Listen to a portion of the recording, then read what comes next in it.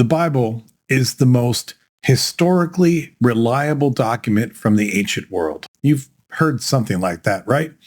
It's a cornerstone of modern Christian apologetics. The idea that the Bible isn't just a book of faith, but a perfect historical record, that every battle, every character, every miracle happened exactly as it's written. But what if I told you, there's the old hook, what if I told you that demanding this kind of historical purity from an ancient text is not only wrong, it's completely ahistorical. You see, the truth is that ancient people didn't write history the same way that we do. For them, storytelling wasn't about a sterile, journalistic recitation of facts. It was about conveying meaning and morality and national identity. And to do that, they routinely and unapologetically blended fact with fiction. So in this video, we're going to explore the three main ways that they did this, using famous secular examples that everyone accepts as part of our shared history. My point here is very simple. I want to show how time and time and time again, we have taken items that have purely, obviously historical elements inside them, and we have still represented them with fictional means throughout our history. This doesn't mean that everything about it is fictional. And of course, it doesn't mean that everything about it is historical. It means that the way that humans have told history throughout time, especially in antiquity, is rife with fantastical and fictional elements. And if we try to assume that all of these stories are 100% accurate from a truthful historical perspective, not only do we run afoul of the literal truth, but we flatten those stories. We rob them of a lot of their nuance. We fail to understand what the original authors were really trying to represent and to communicate. So that's why I want to go through these three different types of examples from secular history to contrast that with how ridiculous it is that we would expect complete historicity from a book as ancient, as fantastical, and as multifaceted as the Bible. First, we will see how storytellers tacked on apocryphal legends to real historical people. Then we'll uncover the legendary fictional characters who were likely born from the faint memory of real-life people. And finally, we'll look at fantastical legends that, while almost entirely fictional, were grounded in real places and real events to give them the unmistakable ring of truth. Once we see how completely normal this blending was for almost every other story from antiquity, it forces us to ask a very uncomfortable question about the one book that so many claim is the sole exception.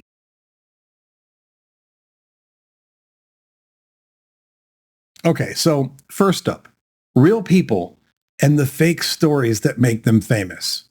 When we think of a figure like Archimedes, what comes to mind? Eureka in a bathtub. For Isaac Newton, an apple bonking him on the head. These are the moments that define them in our popular consciousness. But there's just one little problem here. They almost certainly never happened, or at least not quite in the way that the stories come down to us. Ancient biographers were not journalists. Their goal wasn't to report every mundane detail of a person's life. Instead, it was to capture their essence. If that meant inventing a dramatic, symbolic story to illustrate a scientific principle or a personality trait, well, they usually had no problem doing so. They weren't trying to be deceptive. They were just trying to teach, or they were trying to communicate an aspect of these people that they felt it was important for us to know, even if the actual details of their life didn't quite perfectly communicate that. So let's dive into some of the most famous historical figures in the world and the completely apocryphal legends that have come to define them. So with Archimedes, here is the legend. Tasked by King Hero II of Syracuse to determine if a crown was pure gold without damaging it. The Greek mathematician Archimedes was stumped. While getting into a bathtub, he noticed that the water level rose and overflowed. He realized that the volume of displaced water could be used to measure the volume of the crown, and thus its density. Overjoyed, he supposedly leapt from the tub and ran naked through the streets, shouting, "Eureka!" meaning, "I've found it." Now here's the reality. The first written account of this story comes from the Roman architect Vitruvius, nearly 200 years after Archimedes' death. While Archimedes did indeed write about the principle of buoyancy, now called Archimedes' principle, the bathtub story is likely a dramatic invention to illustrate the concept. The actual measurement required for the crown would have been too precise for a simple bathtub observation to work accurately. With Nero, here's the legend. As the Great Fire of Rome raged in 64 CE, the decadent and cruel Emperor Nero supposedly stood on his palace balcony, playing his fiddle and singing about the destruction of Troy, completely indifferent to his people's suffering. But here's the reality. This story is almost certainly false and was likely propaganda spread by Nero's political enemies.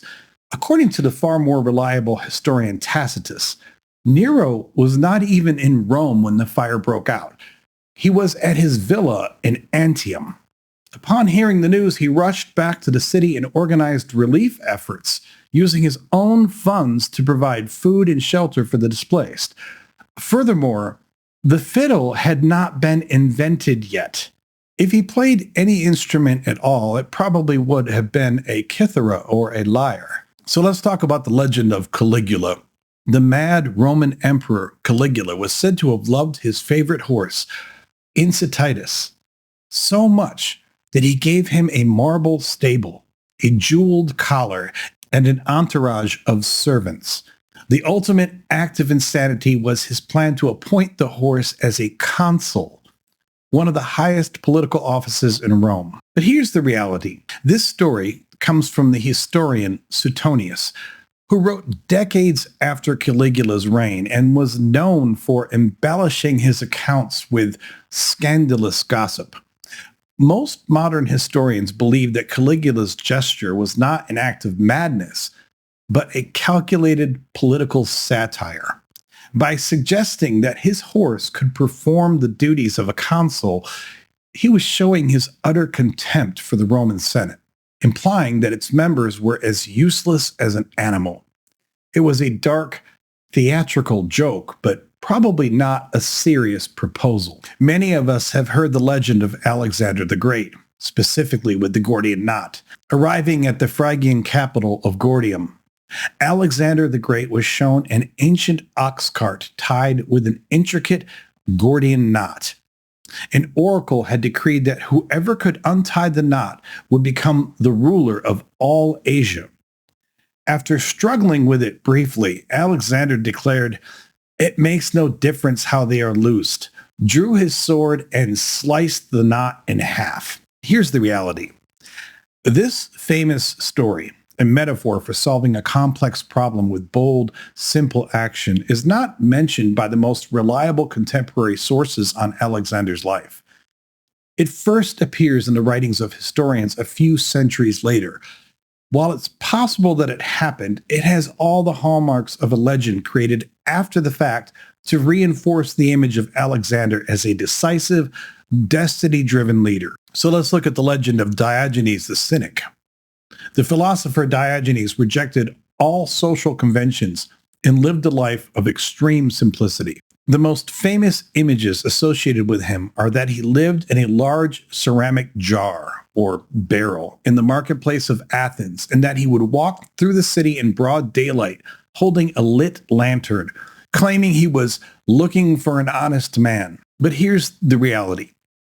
While Diogenes was a real and famously eccentric philosopher, these specific stories are likely exaggerations meant to capture the spirit of his philosophy. Living in a pithos, a large ceramic jar used for storage, is more plausible than a wooden barrel, but it may simply be a symbolic representation of his rejection of traditional housing. The lantern story is an anecdote that perfectly summarizes his cynical view of humanity, but is not recorded in any contemporary source. Then we have the legend of Empedocles. The pre-Socratic philosopher Empedocles, who believed himself to be a divine being, wanted to prove his immortality to his followers. To do so, he dramatically leapt into the fiery crater of Mount Etna, a volcano in Sicily, expecting to be deified. But here's the reality. This theatrical tale was likely invented by his critics to mock his perceived arrogance. The earliest biographer, Diogenes Laertius, writing centuries later, offers several different and far more mundane accounts of Empedocles' death, including that he simply died of old age in exile. The volcano story was the most sensational and therefore the one that endured. What about the legend of Pythagoras? The Greek mathematician Pythagoras and his secretive followers, the Pythagoreans, had a strange and dogmatic aversion to fava beans. The legend of his death claims that while fleeing enemies, he came to a field of fava beans and refused to cross it, allowing his pursuers to catch and kill him rather than defile himself by touching the beans. But here's the reality. The Pythagorean aversion to beans is mentioned by several ancient writers, though the reasons are obscure. Theories range from their gassy effects to a belief that beans contained the souls of the dead. However, the story of his death is almost certainly a fiction created to dramatize his particular belief. Historical accounts of his death are varied and unreliable, with most suggesting he died in a fire or conflict unrelated to legumes. So let's talk about the legend of Homer. Homer, the revered poet, credited with composing the Iliad and the Odyssey, is almost universally depicted and described as being blind. But here's the reality. There is absolutely no historical evidence that Homer was blind. In fact, there is no reliable biographical information about him at all. It's uncertain if a single person named Homer even existed or if the epics were the work of multiple poets over time, a lot like the potential myths around Shakespeare. The idea of his blindness likely arose from a character in the Odyssey, a blind poet named Demodocus, whom later Greeks assumed was a self-portrait. The trope of the blind seer or wise blind poet was a powerful one in the ancient world, and the legend fit perfectly. What about the legend of Isaac Newton? While sitting under a tree in his garden, a young Isaac Newton was struck on the head by a falling apple. This sudden jolt instantly inspired his revolutionary theory of universal gravitation. But here's the reality. Newton himself told the story of seeing an apple fall from a tree, which made him wonder why it fell straight down rather than sideways or upwards. This observation helped him ponder the nature of gravity's pull. However, the detail of it hitting him on the head is a later embellishment added for dramatic effect. First appearing in a biography written by Voltaire, there was no eureka moment, but rather a starting point for decades of mathematical work. And finally, there is the legend of Marie Antoinette. Upon being told that the French peasants had no bread and were starving, the out-of-touch Queen Marie Antoinette scoffed and replied, "Let them eat cake." But here's the reality. This is one of history's most famous misattributions. The phrase first appeared in the Confessions of the philosopher Jean-Jacques Rousseau, written when Marie Antoinette was just a child in Austria. Rousseau attributes the phrase to quote, a great princess, unquote.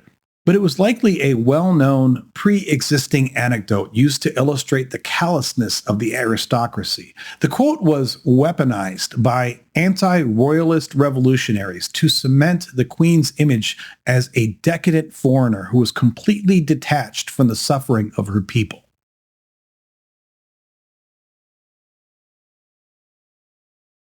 Okay, so it's easy to see how a story can be exaggerated. But what happens when that exaggeration continues for centuries? You get a legend. Sometimes the historical memory of a real person, a powerful king, a brilliant strategist, a rebellious warlord, is so potent that it eventually breaks free from the constraints of history altogether. Over generations of retelling, their real-life deeds become the seed from which a towering myth grows. Facts are embellished, timelines are blurred, and supernatural elements are added until the historical person is transformed into a legendary archetype. The man becomes a myth. Here are some of the most iconic fictional heroes who, if you dig deep enough, were likely based on real people. King Minos was the mythical ruler of Crete who commissioned the master inventor Daedalus to build a giant labyrinth to contain his wife's monstrous son, the Minotaur. Every 9 years, Minos demanded a tribute of 7 young men and 7 young women from Athens to be sacrificed to the beast. But here's the historical basis. While the Minotaur is pure myth, Minos was likely not a personal name but a royal title for the rulers of the Bronze Age Minoan civilization on Crete. That was from 2700 to 1450 BCE. This civilization was incredibly advanced, and its massive maze-like palace at Knossos, excavated by archaeologist Arthur Evans, was almost certainly the inspiration for the labyrinth legend. The story of the Athenian tribute may reflect a historical memory of political domination by the powerful Minoan Sea Empire over mainland Greece. In Homer's Iliad, Agamemnon is the powerful king of Mycenae and the commander-in-chief of the combined Greek forces during the Trojan War. His story is filled with pride, conflict, especially with Achilles, and a tragic homecoming where he is murdered by his wife. But here's the historical basis. Mycenae was a real and dominant citadel in late Bronze Age Greece, and it was certainly ruled by powerful warrior kings. In the 1870s, archaeologist Heinrich Schliemann excavated shaft graves at Mycenae and discovered stunning artifacts, including a famous golden funeral mask he claimed belonged to Agamemnon himself. While that specific attribution is incorrect, the mask predates the likely era of the Trojan War.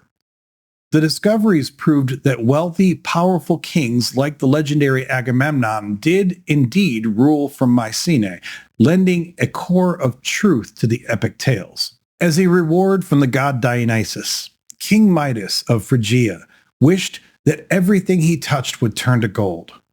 He soon discovered this was a curse when his food, drink, and even his own daughter turned into lifeless metal. But here's the historical basis. There was a real king of Phrygia, a kingdom in modern-day Turkey, in the 8th century BCE named Meda. This historical Meda is mentioned in Assyrian records as a powerful and wealthy ruler. The legend of the Golden Touch was likely a Greek invention created to explain the immense, almost mythical wealth of the Phrygian kingdom under his rule. Lycurgus was the heroic, semi-divine lawgiver of ancient Sparta. He's credited with single-handedly creating the entire Spartan system of government and its famously austere and militaristic social structure, the Great Retra. After making the Spartans swear an oath not to change his laws until he returned, he went into a permanent self-exile, ensuring that his code would last forever. But here's the historical basis. Most modern historians agree that a single man named Lycurgus probably never existed. Instead, he is likely a composite figure or a mythical founder, representing the generations of gradual reforms that shaped Spartan society. The Spartans likely created the legend of a single brilliant founder to give their laws divine authority and historical legitimacy. The quintessential British hero, King Arthur, ruled from Camelot, drew the sword Excalibur from a stone, and was advised by the wizard Merlin. With his Knights of the Round Table, he represented a beacon of chivalry and justice in a dark age. But here's the historical basis. The legend is most likely based on a Romano-British warlord who fought against the invading Anglo-Saxons in the Dark Ages of the 5th or 6th century CE. While no definitive Arthur has been proven, several candidates exist, including Lucius Artorius Castus, a Roman officer, or a British king known as Riothamus.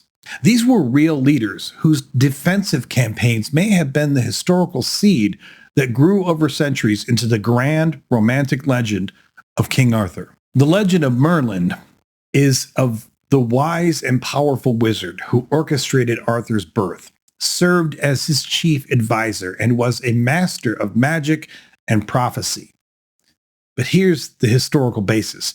The character of Merlin, as created by the 12th century writer Geoffrey of Monmouth, is a fusion of at least two earlier, possibly real figures. The first is Myrddin Wyllt, a Welsh prophetic wild man of the woods from Celtic legends. The second is Ambrosius Aurelianus, a real Romano-British war leader, mentioned by the historian Gildas as having won a key victory against the Saxons before Arthur's time. Geoffrey combined the prophetic powers of Myrddin with the historical gravitas of Ambrosius to create the iconic wizard. The central hero of the Norse Volsunga saga and the German Nibelungenlied, Sigurd is a demigod-like figure who slays the dragon Fafnir, bathes in its blood to become invincible, acquires a cursed treasure, and becomes tragically entangled in a web of love and betrayal. But here's the historical basis. While dragons and magic are fiction, the core political drama of the legend, a powerful hero marrying into a royal family, the Burgundians, leading to jealousy and assassination, may be rooted in events of the 5th century migration period. Some scholars suggest the story was inspired by the real-life political turmoil of the Frankish Merovingian dynasty, particularly the assassination of the 6th century king Sigebert I at the instigation of a rival queen, Brunhilde. How would you like to be one of my advisors? I'm using Skepticus's memberships as a way to allow you to have a voice in the content and the direction of this channel. I hope to see you in the membership pool, and I want to hear your voice in what Skepticus is doing going forward. The story of Hua Mulan tells of a young woman who, to save her elderly father from conscription, disguises herself as a man and serves in the Chinese army for over a decade, becoming a celebrated hero without anyone discovering her secret. But here's the historical basis. Mulan originates from a 6th century folk poem, the Ballad of Mulan.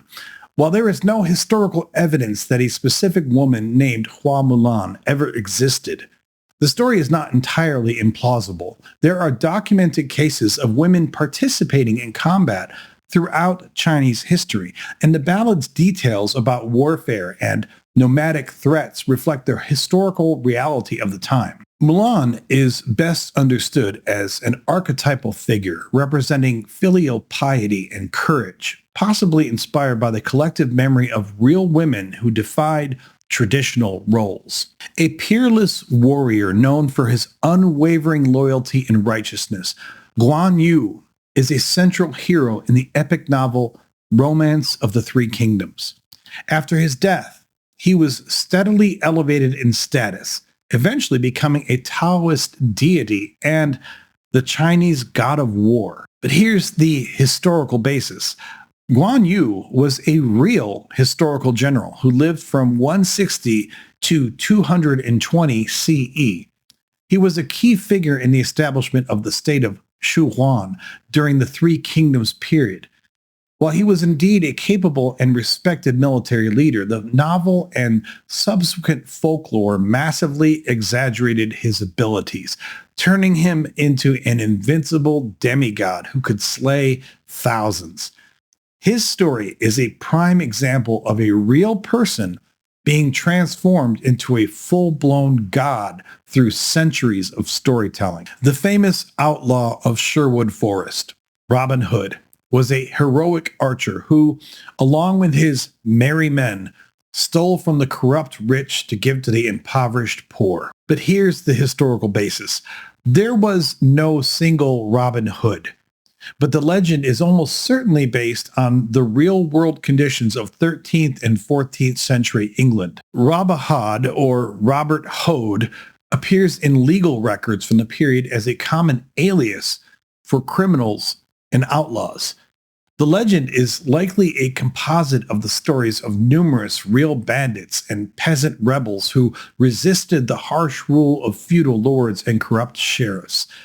He is the personification of popular resistance and the desire for justice. The world's most famous vampire, Count Dracula, is an undead Transylvanian aristocrat who survives by drinking human blood, possesses supernatural powers, and can turn his victims into fellow vampires. But here's the historical basis. Author Bram Stoker borrowed the name and a sliver of backstory from a real historical figure, Vlad III, the 15th century Prince of Wallachia, a region neighboring Transylvania. He was known as Vlad the Impaler, or Vlad Tepes, due to his favorite method of executing his enemies. He was a brutal but effective ruler who fought to keep his kingdom independent from the Ottoman Empire. Stoker fused Vlad's reputation for bloodthirsty cruelty with Eastern European vampire folklore to create his iconic monster.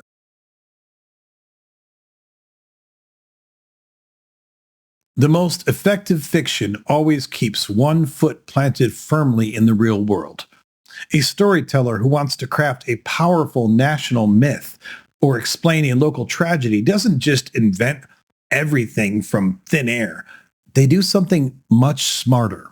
They take their incredible, fantastical story and set it against the backdrop of a real place and a real, verifiable event. This technique anchors the myth in the audience's own reality. The real location, a battlefield like Marathon, a mountain fortress like Masada, or a city like Troy, acts as a silent stone witness. It lends a powerful sense of credibility to the unbelievable tale being told. The thinking is, well, the place is real, so maybe the story is too. So let's look at some of the most enduring legends in history that owe their power to the very real locations and events that they're attached to. After a fruitless 10-year siege of the city of Troy, the Greeks built a colossal wooden horse, hid their best soldiers inside, and pretended to sail away. The Trojans, believing the horse was a victory offering to the gods, pulled it into their impregnable city. That night, the hidden soldiers emerged, opened the city gates for the returning Greek army, and Troy was annihilated. But here is the historical event and location. The Trojan War was a very real conflict that took place around the 12th or 13th century BCE. The city of Troy, which is modern-day Hisarlik in Turkey, was a real, powerfully fortified city that was besieged and destroyed multiple times during the Bronze Age, a fact confirmed by extensive archaeological work. And here's the connection. The legend of the Trojan horse is a dramatic, folkloric explanation for how the seemingly unbreakable walls of Troy were finally breached.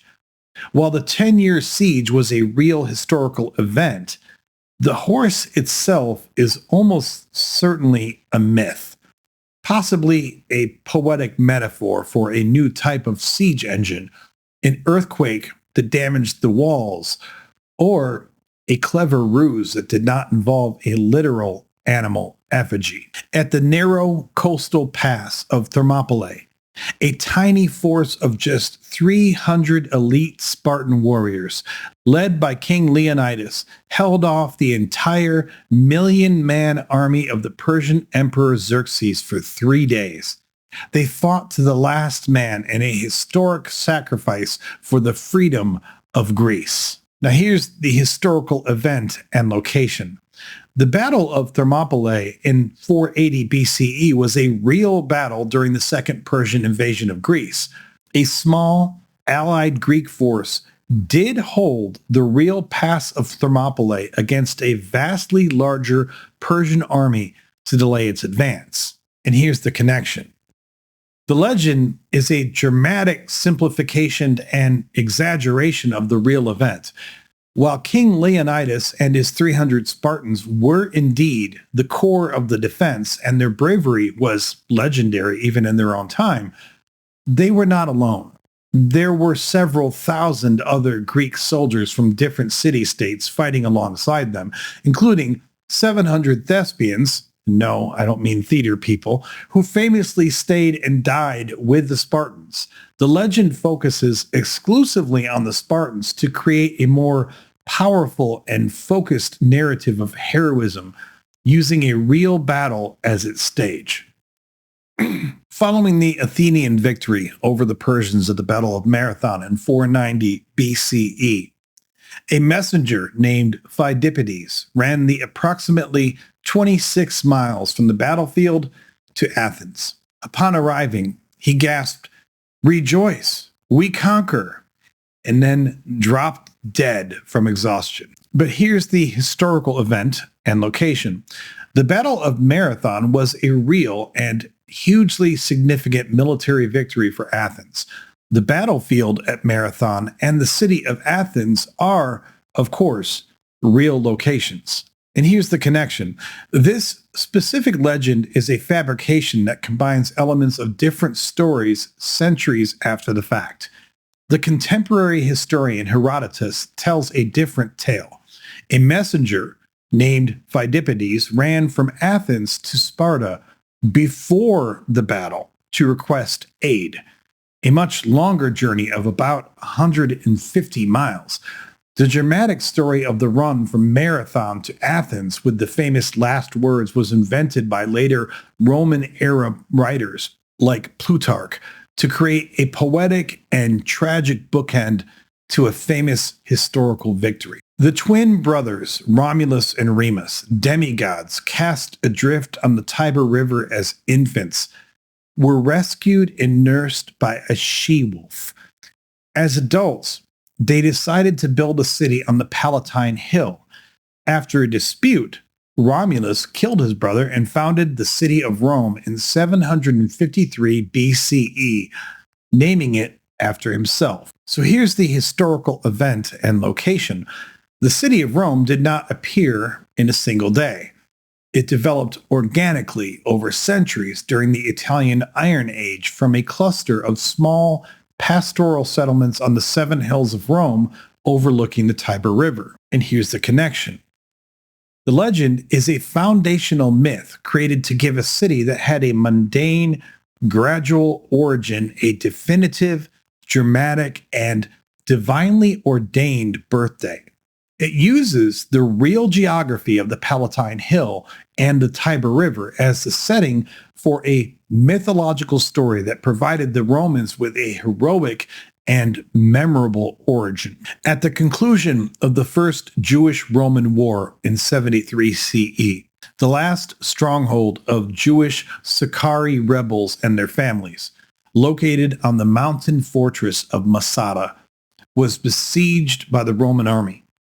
Rather than face capture and slavery, the 960 inhabitants chose mass suicide. They drew lots, with a few men killing everyone else before taking their own lives. Now here's the historical event and location. The siege of Masada was a real historical event. The Roman Legio Exfratensis did besiege the natural fortress of Masada near the Dead Sea. The massive earthen ramp built by the Romans to breach the fortress walls is still visible and is one of the most impressive Roman siege works in existence. And here's the connection. The story of the mass suicide comes from a single source, the historian Josephus, who was known for dramatizing his accounts. While a final, brutal battle certainly took place, archaeological evidence for a mass suicide on this scale is very limited and highly debated. Many historians and archaeologists believe that the story was largely fabricated by Josephus to create a heroic, tragic finale for his narrative of the Jewish revolt, using a very real and dramatic siege as his backdrop. And finally, we have the legend of William Tell. In the 14th century, the heroic Swiss crossbowman William Tell defied the tyrannical Austrian official Albrecht Gessler. As a punishment, Gessler forced Tell to shoot an apple off his son's head. Tell succeeded, but was arrested. He later escaped and assassinated Gessler, an act that sparked the rebellion that led to the formation of the Swiss Confederacy. Here's the historical event and location. The old Swiss Confederacy did indeed form in the late 13th and early 14th centuries. This was a real historical process where several cantons in what is now central Switzerland allied to secure their independence from the Habsburg dynasty of Austria. The locations in the legend, such as Lake Lucerne, are all real. Here's the connection. The story of William Tell is a founding myth that provides a personal, heroic narrative for a real and more complex political movement. There is no historical evidence that William Tell or Gessler ever existed. Furthermore, the apple shot is a well-known motif found in earlier Germanic and Norse folklore that was attached to the Swiss independence struggle to create a powerful national legend.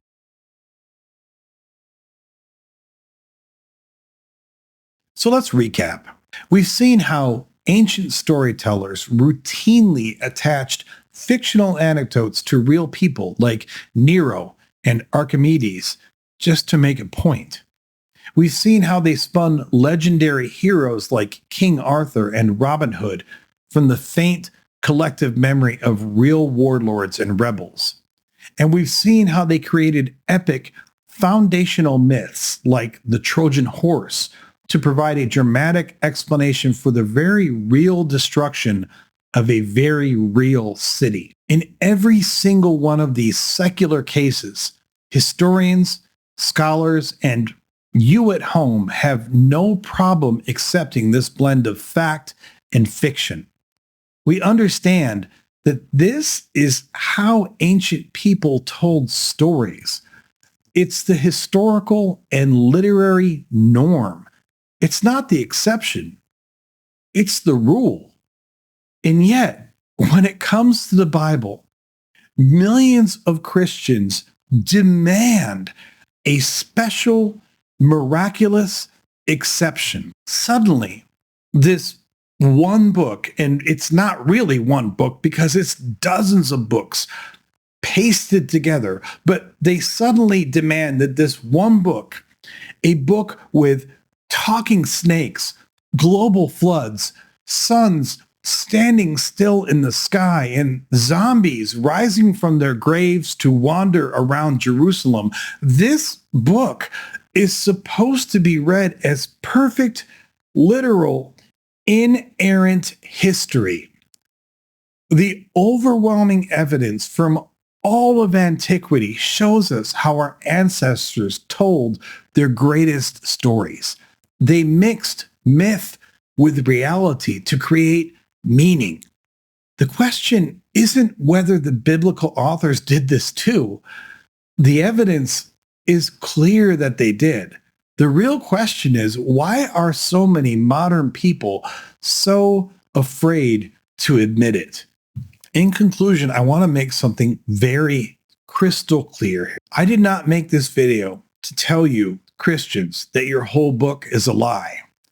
In fact, I made this video in some respect to tell you the exact opposite. Of course, the Bible is strewn with historical information.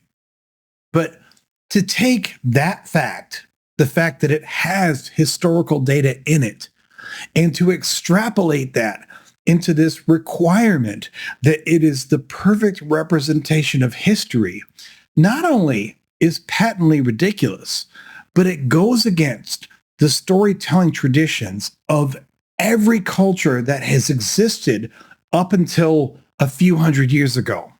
The idea of perfect literal journalism really didn't even exist, even in historical records, until recently. Even historical accounts from people like Josephus, for example, are known to contain exaggerations. And yet, we look at the Bible, which was compiled by dozens of unknown authors in periods of ancient antiquity, and we still somehow insist that it must be absolute, literal, word for word, fact for fact truth. And for me, at least, the deeper issue is this. You know, as an atheist, I don't support the overall ideals of the Bible, but I'm not here to tell you that your book sucks. I'm not here to tell you that your book is entirely false. In fact, I'm here to tell you the opposite. I think that when you try to paste onto it these modern standards of journalistic integrity, you flatten the narrative of the book. Because clearly, throughout antiquity, ancient people thought it was part and parcel to storytelling to mix fictional and non-fictional elements. They didn't see it as lying. They didn't see it as some type of dishonest propaganda. They saw it as this is how we tell the stories of our time. And yes, they layered in legend. Yes, they layered in fantastical elements. And you miss so much from the narrative if you don't acknowledge that. Because once you acknowledge that, then you start to understand the story for what it is, being that it is a very deeply layered, three-dimensional or even four-dimensional timepiece where multiple people are contributing, multiple people are trying to insert their voice and affect the course of history.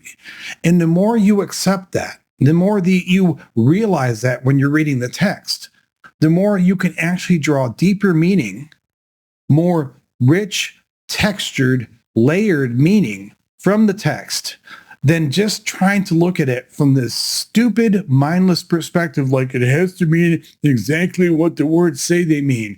Nothing else that was written back then was written in that way.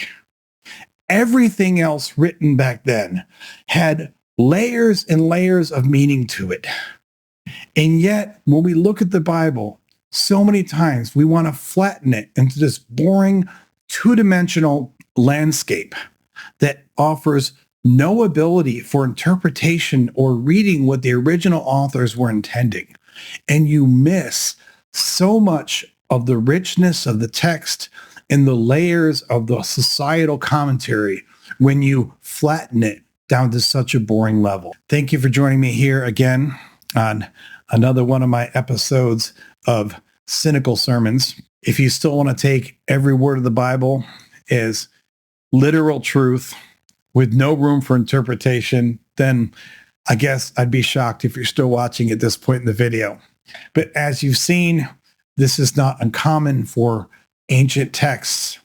There is so much storytelling that is baked into all of this, and to strip that from the Bible really strips it of so much of its texture. But I'm glad that you're with me so far. I hope that you've subscribed and liked and done all the things. I hope you put some shitty comments down below because you Christians really love to do that. I hope to see you on future videos.